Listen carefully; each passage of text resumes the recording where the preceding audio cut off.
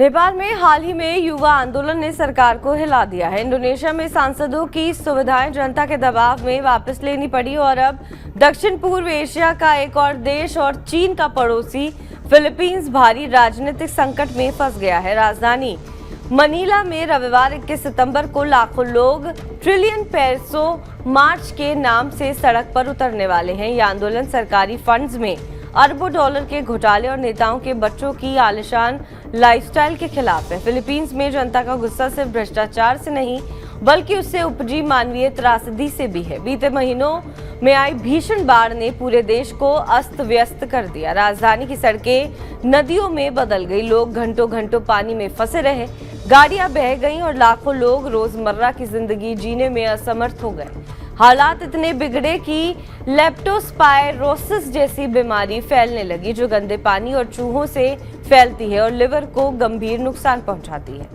आम लोग पूछ रहे हैं कि जब वो हर महीने टैक्स देते हैं तो फिर ये पैसा बाढ़ से बचाने और इंफ्रास्ट्रक्चर सुधारने में क्यों नहीं लगा। गुस्सा इस बात का है कि करोड़ों करोड़ों रुपए सरकार ने फ्लड कंट्रोल प्रोजेक्ट्स में दिखाए लेकिन नतीजा केवल कागजों पर ही रहा। फिलीपींस के इस आंदोलन की असली झलक सोशल मीडिया पर देखने को मिल रही है। टिकटॉक, फेसबुक और एक्स पर नेताओं को मगरमच्छ कहकर मीम्स बनाए जा रहे हैं और एआई वीडियो बनाकर उन्हें लालची राक्षसों के रूप में दिखाया जा रहा है। जनता के निशाने पर खासतौर पर नेपो बेबीज है, यानी नेताओं के बच्चे जिनकी ऐशो आराम भरी लाइफस्टाइल सोशल मीडिया पर जग जाहिर है। लग्जरी कारों के काफिले, डिजाइनर कपड़े, महंगे बैग और दुनिया घूमने की तस्वीरें, ये सब अब आम जनता के जले पर नमक छिड़क रही है।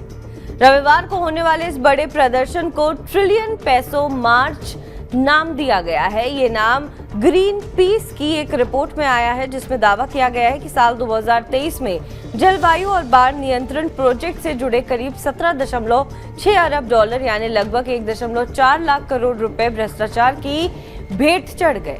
हाल ही में आए एक ऑडिट ने इस आक्रोश और हवा दी। रिपोर्ट में खुलासा हुआ है कि करीब 70% पैसा जो फ्लड कंट्रोल प्रोजेक्ट्स पर खर्च होना चाहिए था घोटालों में गायब हो गया।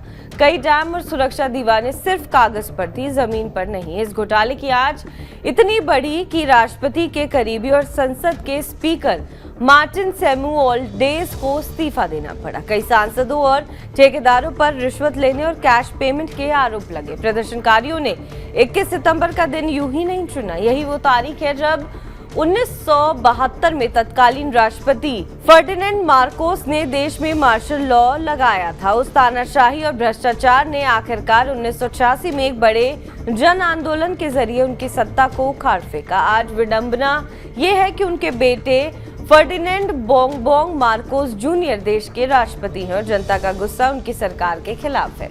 उन्होंने हालात काबू में करने के लिए सुप्रीम कोर्ट के एक पूर्व जज की अध्यक्षता में 3 सदस्यीय आयोग बना दिया है, लेकिन जनता इसे महज टाइम पास मान रही है और कह रही है कि अगर असली जवाबदेही तय नहीं हुई तो यह आंदोलन नेपाल की तरह सत्ता पलट करवा सकता है।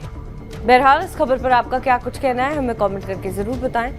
बाकी देश विदेश की तमाम बड़ी खबरों के लिए आप देखते रहें TV9 डिजिटल।